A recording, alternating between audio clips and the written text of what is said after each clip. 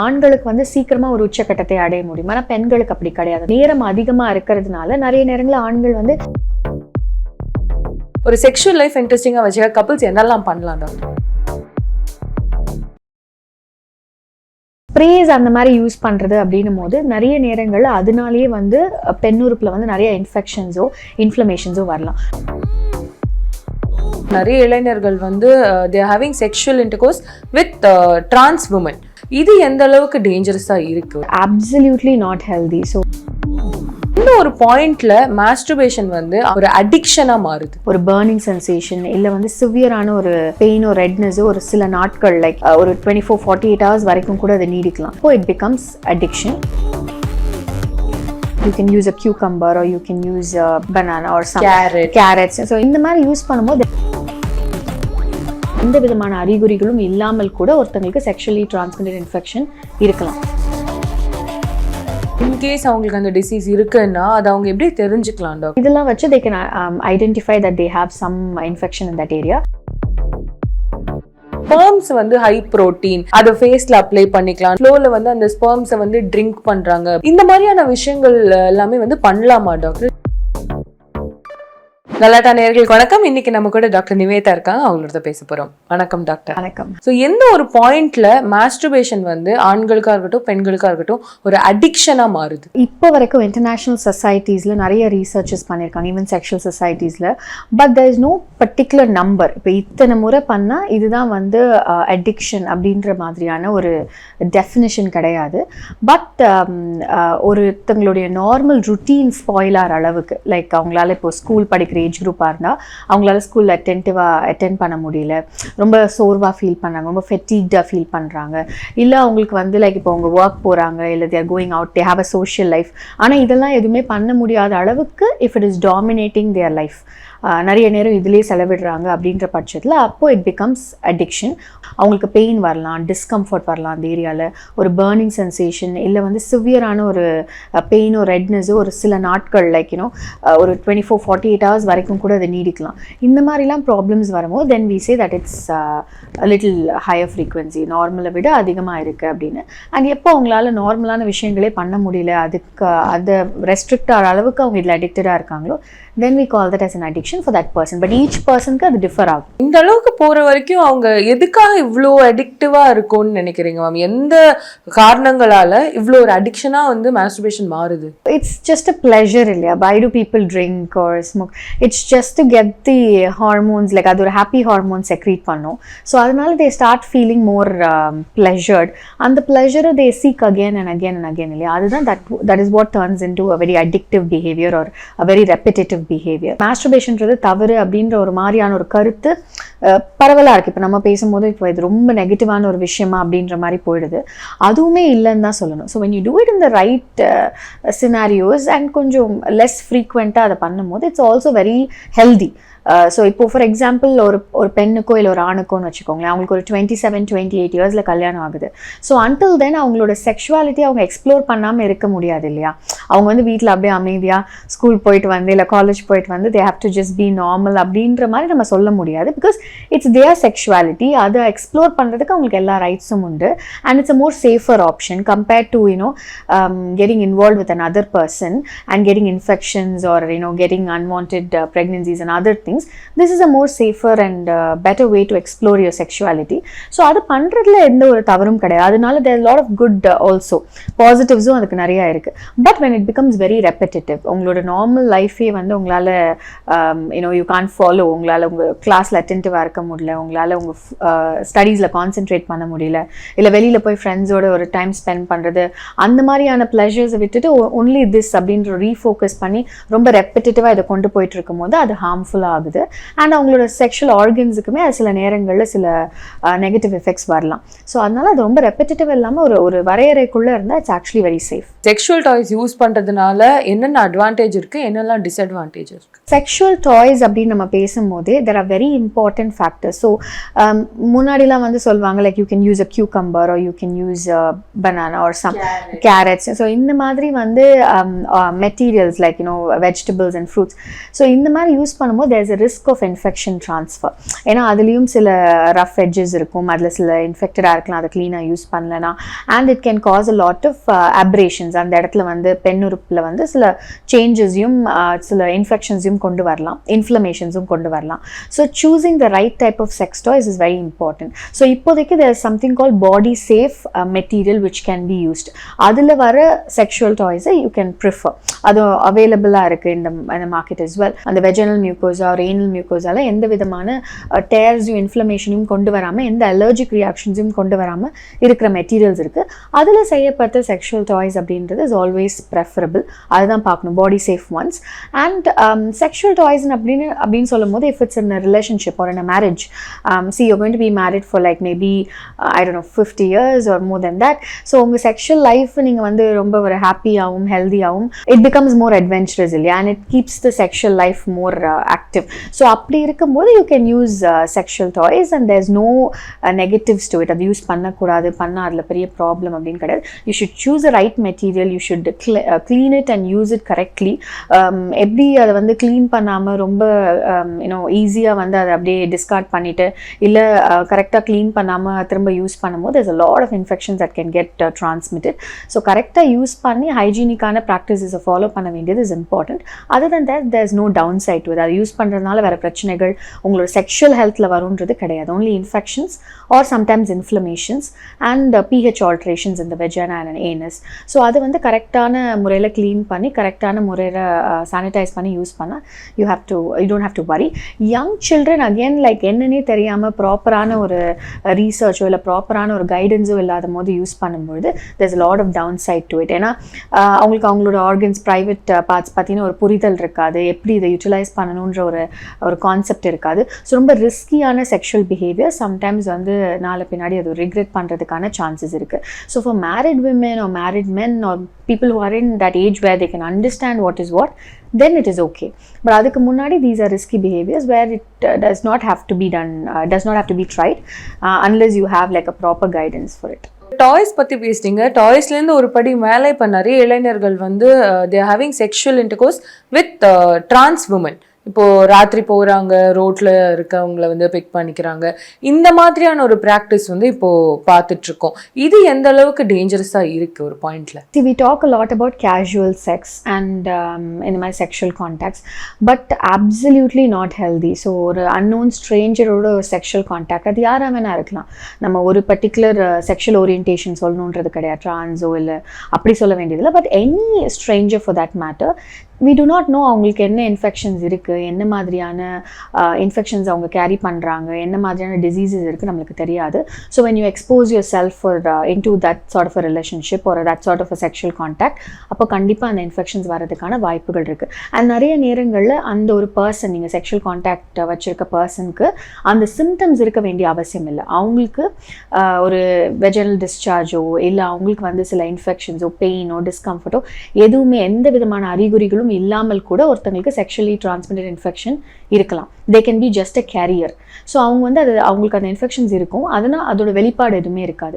So ஒரு பர்சனோட கான்டாக்டில் இருக்கும்போது அவங்க ஆட்டோமேட்டிக்காக they transfer the viral infection or the bacterial infection. And the person who is getting the infection, if their immunity is low, அவங்களோட எதிர்ப்பு சக்தி ரொம்ப கம்மியாக இருந்தால் அவங்களுக்கு ஆட்டோமேட்டிக்காக அதனுடைய வெளிப்பாடுகள் வர ஆரம்பிக்கலாம். இல்லை அவங்களுக்குமே வராமல் அவங்களுமே ஒரு கேரியராக இருக்கலாம். இன்சிடென்ட்டில் வேறு பிளட் செக்அப் பண்ணும்போது they'll come to know that they have this problem. So இந்த மாதிரி இருக்கிறதுக்கான சான்சஸ் இருக்குது. So it's very very risky. So unknown strangers who you do not know a medical history or anything, அவங்களோட கான்டாக்டில் இருக்குதுன்றது is never advisable. And no protection. See நம்ம இப்போ சொல்கிறோம் condom use, female condoms use பண்ணுங்கள், male condoms use பண்ணுங்கள், barrier methods use பண்ணுங்கன்னு சொல்கிறோம். But those are not 100% safe. Nothing is 100% safe இல்லையா. So it has a failure rate of 4 to 14% even condoms, and it can tear and there can be like problems in that condom as well. So அந்த மாதிரி இருக்கும்பொழுது it's never safe at all. So it's important that you choose the right person, and if you know their history and கொஞ்சம் ஒரு medical background தெரிஞ்சிருந்தா it's always better.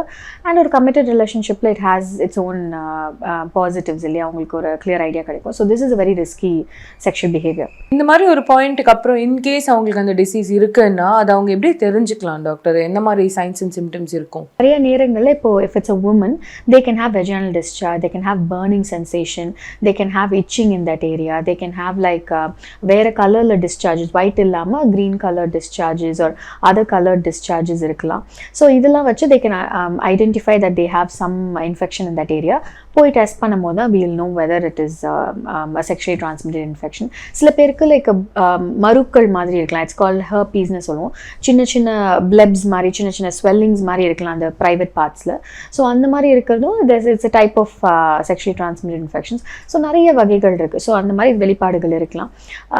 சில பேருக்கு வெளிப்பாடுகள் இல்லாமலுமே ரொம்ப நாள் கழிச்சு அவங்க ஒரு பிளட் செக்கப்போ இல்லை அவங்களுக்கு வேறு ஏதாவது டிசீஸ் லைக் ஒரு ஃபீவரோ இல்லை த்ரோட் இன்ஃபெக்ஷனோ இந்த மாதிரி ஏதாவது வரும்போது திடீர்னு பார்த்தா வெஜனாலையும் ஒரு டிஸ்சார்ஜஸ் ரொம்ப வலி அந்த மாதிரி வரலாம். So whenever the immunity goes down அப்போ தான் வந்து அவங்களுக்கு அதோட வெளிப்பாடே இருக்கலாம். ஸோ அந்த மாதிரி இருக்கிறதுக்கான சான்சஸுமே இருக்குது. ஆண்களுக்கு அந்த ஆணுறுப்பில் வலி இருக்கலாம், ஆணுறுப்பில் ஏதாவது சின்ன சின்ன கட்டி சின்ன சின்ன க்ரோத்ஸ் மாதிரி வரலாம், இல்லை அந்த ஸ்கின்ல வந்து ஏதாவது சேஞ்சஸ் இருக்கலாம், பெயின் ஆர் டிஸ்கம்ஃபர்ட், அண்ட் அவங்களுக்குமே டிஸ்சார்ஜஸ் வரதுக்கான சான்சஸ் இருக்குது. இல்லை ஒவ்வொரு முறை யூரின் போகும்போதும் அதிகமான வலி இல்லை அதிகமான டிஸ்கம்ஃபர்ட் இருக்கலாம், இச்சிங் இருக்கலாம் அந்த ஏரியாவில். ஸோ இந்த மாதிரி சிம்டம்ஸ் இருக்கிறதுக்கான சான்சஸ் இருக்குது. ஒரு செக்ஷுவல் லைஃப் இன்ட்ரெஸ்டிங்காக வச்சுக்க கப்பிள்ஸ் என்னெல்லாம் பண்ணலாம் டாக்டர்? நம்ம சொசைட்டியில் நிறைய நேரங்களில் வந்து women are not very open for discussion. அது செக்ஷுவல் ரீதியாக இருந்தால் இன்னுமே they are not open for a discussion. But அந்த communication and that space is very very important. உங்கள் பார்ட்னருக்கு எவ்வளோ தூரம் அந்த கம்யூனிகேஷனை ஃப்ரீயாக வச்சுக்கிறதுக்கான ஸ்பேஸ் கொடுக்குறீங்கன்றது is very important. So each person will have their preferences in sexual life. So அந்த ப்ரிஃபரன்ஸை வெளிப்படுத்தினா மட்டும்தான் இப்போ another partner can understand that. So women have to tell what they prefer, what they don't prefer. There are multiple erogenous zones, there are multiple ways of stimulating a partner, but women always think okay, men should know by themselves, but how will they know when you don't tell them what is your preference? So அதை சொல்லி அதை communicate பண்ணும்போது தான் it becomes interesting, and there are a lot of couple who have a very good communication happening, and if the communication is good, so there's a few sexual responses in a person's sexual act. So அதெல்லாம் ஈஸியாக அவங்களால attain பண்ண முடியும். But when communication and when understanding drops a little bit, then it becomes a little boring and little flat, or one person is not satisfied at the end of the sexual act. So இது ஒரு விஷயம். இன்னொன்று வந்து கண்டிப்பாக இல்லை something different we need to try அப்படின்னா you can try different positions in a sexual contact. So conventional positionsல தான் try பண்ணணுன்றது கிடையாது. So different positions they can try and experiment as per the comfort of each partner. அதே மாதிரி they can try sexual toys like we discussed, the ones which are body safe, and they can try vibrators. So for women it takes a longer time to orgasm, இல்லையா? So foreplay plays a very important role. But sometimes we feel that in a relationship, if it's too long, if the foreplay is too long, then men automatically move towards the sexual satisfaction rather than moving through all the phases so that the women also can orgasm. So upper using vibrators, using sexual toys will bring down the duration for an orgasm for a woman. So அந்த மாதிரி they can communicate and they can use vibrators. So இந்த மாதிரி பல விஷயங்கள் they can use if they would like some lubricants or something like that. அவங்களுக்கு ஒரு discomfort or pain இருந்தால் அந்த மாதிரி யூஸ் பண்ணலாம். இல்லை they can seek help from a doctor if they have a problem. ஏதோ ஒரு particular factor அவங்களுக்கு இல்லை, if they are not able to orgasm, if they are not able to have a good arousal or a good desire, they can talk to a doctor, get some help, and then improvise on that. சொன்ன மாதிரி இந்த லூப்ரிகன்ஸோ இல்லை வந்து அந்த அரௌசலுக்கான spray இந்த மாதிரியான விஷயங்கள் use பண்ணுறது எந்த விதத்தில் வந்து ரெண்டு பேரோட செக்ஷுவல் லைஃப் அஃபெக்ட் பண்ணும்? So when I say lubricants, it's not to solve some issue. இப்போ ரொம்ப பெயின் இருந்துகிட்டே இருக்குது, எதுவுமே யோசிக்காமல் they'll start using coconut oil or castor oil thinking that's a lubricant, and they say that's naturally available no அப்படின்னு சொல்லிட்டு, and இல்லைன்னா சும்மா ஜெல்ஸ் மட்டும் யூஸ் பண்ணுவாங்க. பட் see பெயின்ன்றது ஒரு லாங் கான்டாக்ட் பீரியட் இல்லை, அதுக்கப்புறம் யூஆர் இன் கான்டாக்ட், இனிஷியல் ஃப்ரிக்ஷனில் வர பெயின்ன்றது it's a normal thing. But ரெகுலராக every time you have a sexual contact you're experiencing pain அப்படின்னா கண்டிப்பாக you need to find out what is the reason behind it. என்ன problem, whether it's lack of lubrication, whether it's any other like problems in the vaginal area, any infections or inflammations irukka abindradha paathu treat pannite you have to be in contact. So the idea is using lubricants as per a doctor's advice or using it occasionally. Adu vandu only water based lubricants, not oil based or not organic like random which is available at home. அந்த மாதிரி home remedies illama proper-ஆன water based lubricants use பண்றது is okay, it's okay. Sprays அந்த மாதிரி use பண்றது அப்படினும் போது நிறைய நேரங்கள்ல அதனாலேயே வந்து பெண்ணுறுப்பில் வந்து நிறைய இன்ஃபெக்ஷன்ஸோ இன்ஃப்ளமேஷன்ஸோ வரலாம். டாக்டர் ரெக்கமெண்டேஷன் இல்லாமல் ஸ்ப்ரேஸ் யூஸ் பண்ணுறது நம்ம எப்போவுமே அட்வைஸ் பண்ணுறது கிடையாது. ஸோ ஓரளவுக்கு அந்த ஸ்ப்ரேஸ் வந்து என்ன மாதிரி கெமிக்கல்ஸ் இருக்குது, என்ன மாதிரி அதில் வந்து காம்போசிஷன் இருக்குன்றதை கண்டிப்பாக செக் பண்ணி மேபி ஒரு டாக்டருடைய பரிந்துரைக்கு அப்புறமா அதை யூஸ் பண்ண வேண்டியது இஸ் இம்பார்ட்டண்ட். தானாக யூஸ் பண்ணுறது அரவுசல்கோ இல்லை அந்த டேப்லெட்ஸோ இல்லை ஸ்ப்ரேஸோ அந்த மாதிரி க்ரீம்ஸோ யூஸ் பண்ணுறது without a doctors advice is never recommended. ஏன்னா அது தேவையும் இல்லை. உங்களுக்கு இந்த லூப்ரிகன்ட் நான் சொன்னது வந்து லைட்டாக பெயினோ இல்லை மைல்டு டிஸ்கம்ஃபர்ட் எப்போவாது ஒரு தடவை இருக்குன்னா ஒரு வாட்டர் பேஸ்ட் லூப்ரிகன்ட் யூஸ் பண்ணுறது is okay. But regular lubricant யூஸுமே நல்லதில்லை. அதுக்கு பதிலாக உங்கள் ஃபோர்ப்ளே இன்க்ரீஸ் பண்ணாலே lubrication is going to improve. So ஆட்டோமேட்டிக்காக அதை ஃபோக்கஸ் பண்ணி அதை இம்ப்ரூவ் பண்ணுறது is always better. But once in a while it is okay. And இந்த மாதிரி ஸ்ப்ரேஸ் அண்ட் ஜெல்ஸில் நிறைய நேரங்களில் பெண்ணுறுப்பில் இருக்க pH மாற்றிடும். ஸோ அதனால பெண்ணுறுப்பில் நிறைய இன்ஃபெக்ஷன்ஸ், டிஸ்சார்ஜஸ் அந்த மாதிரி வரதுக்கான சான்சஸ் இருக்குது. இந்த கப்புள் அந்த ஃபோர்ப்ளே அப்படின்ற விஷயம் எவ்வளோ இம்பார்ட்டன்ட்? ஆண்களுக்கு வந்து சீக்கிரமாக ஒரு உச்சக்கட்டத்தை அடைய முடியும். ஆனால் பெண்களுக்கு அப்படி கிடையாது. அந்த டியூரேஷன் இஸ் லாங்கர். அந்த நேரம் அதிகமாக இருக்கிறதுனால நிறைய நேரங்களில் ஆண்கள் வந்து immediately they'll go for a penetrative contact. So இமீடியட்டாக ஆணுறுப்பு பெண்ணுறுப்புக்குள்ளே செலுத்திட்டு அதுக்கப்புறம் ஒரு சாட்டிஸ்ஃபேக்ஷன் ஆண்களுக்கு வரலாம். ஏன்னா எஜாக்குலேட் ஆனாலே ஆண்களுக்கு அது ஒரு உச்சக்கட்டம் தான். ஆனால் பெண்களுக்கு அப்படி கிடையாது இல்லையா? ஸோ அதுக்கான நிறைய ஸ்டேஜஸ் இருக்குது. அதை கடக்கணும் அப்படின்னா ஃபோர்ப்ளே ரொம்ப ரொம்ப ரொம்ப இம்பார்ட்டன்ட். ஸோ ஃபோர்ப்ளேன்றது அதே மாதிரி பெண்கள் எவ்வளோ தூரம் அதை கம்யூனிகேட் பண்ணுறாங்க, என்ன அவங்களுக்கு ப்ரிஃபரன்ஸ் இருக்குது, அதில் அவங்களுக்கு எது ஓகே இல்லைன்றதை கரெக்டாக பார்ட்னர் கிட்ட கம்யூனிகேட் பண்ணாதான் அந்த ஃபோர்ப்ளேயுமே அடுத்த கட்டத்துக்கு எடுத்துகிட்டு போக முடியும். ஸோ பர்டிகுலர் டியூரேஷன் கிடையாது, இவ்வளோ நேரம் கண்டிப்பாக ஃபோர்ப்ளே பண்ணணும் அப்புறம் தான் கான்டாக்டில் இருக்கணும் அப்படின்னு கிடையாது. உங்களுடைய பார்ட்னருக்கும் உங்களுக்கும் எது கம்ஃபர்டபுளாக இருக்கோ அத்தனை நிமிடங்கள் இல்லை அவ்வளோ நேரம் அதில் செலவிட வேண்டியது இம்பார்ட்டன்ட். டைரெக்டாக செக்ஷுவல் கான்டாக்ட்குள்ளே போகும்போது, அதாவது பெனிட்ரேஷனுக்குள்ளே போகும்போது நிறைய நேரங்களில் பெண்களுக்கு அது ஒரு சாட்டிஸ்ஃபேக்ஷனாக இருக்காது. ப்ளஸ் அவங்களுக்கு அதில் வந்து சில டிஸ்கம்ஃபர்ட் இருக்கிறதுக்கும் வாய்ப்பு இருக்குது. ஏன்னா லூப்ரிகேஷனே ரொம்ப கம்மியாக இருக்கும், ஃப்ரிக்ஷன் உராய்வுகள் அதிகமாக இருந்து அதனால அவங்களுக்கு ஒரு டிஸ்கம்ஃபர்ட் இருக்கிறதுக்கான சான்சஸ் இருக்குது. ஸோ இதே ஃபோர்ப்ளே பண்ணும்போது நிறைய பெண்களில் வந்து ஓரல் செக்ஸ் பண்ணணும் அப்படின்ற மாதிரியான தேவைகளும் ஆண்களுக்கு இருக்குது. ஸோ அந்த மாதிரி பண்ணும்போது இந்த ஸ்பெர்ம்ஸ் வந்து ஹை ப்ரோட்டீன் அதை ஃபேஸில் அப்ளை பண்ணிக்கலான்ற கான்செப்டாக இருக்கட்டும், இல்லை அவங்க ஒரு ஃப்ளோவில் வந்து அந்த ஸ்பெர்ம்ஸை வந்து ட்ரிங்க் பண்ணுறாங்க by mistake or even if they want to, இந்த மாதிரியான விஷயங்கள் எல்லாமே வந்து பண்ணலாமா டாக்டர்? இல்லை அதனால ஏதாவது அஃபெக்ட் ஆகுமா? பாலியல் ரீதியாக பரவக்கூடிய நோய்கள் இந்த மாதிரி ஓரல் செக்ஸ்லையும் பரவலாம்.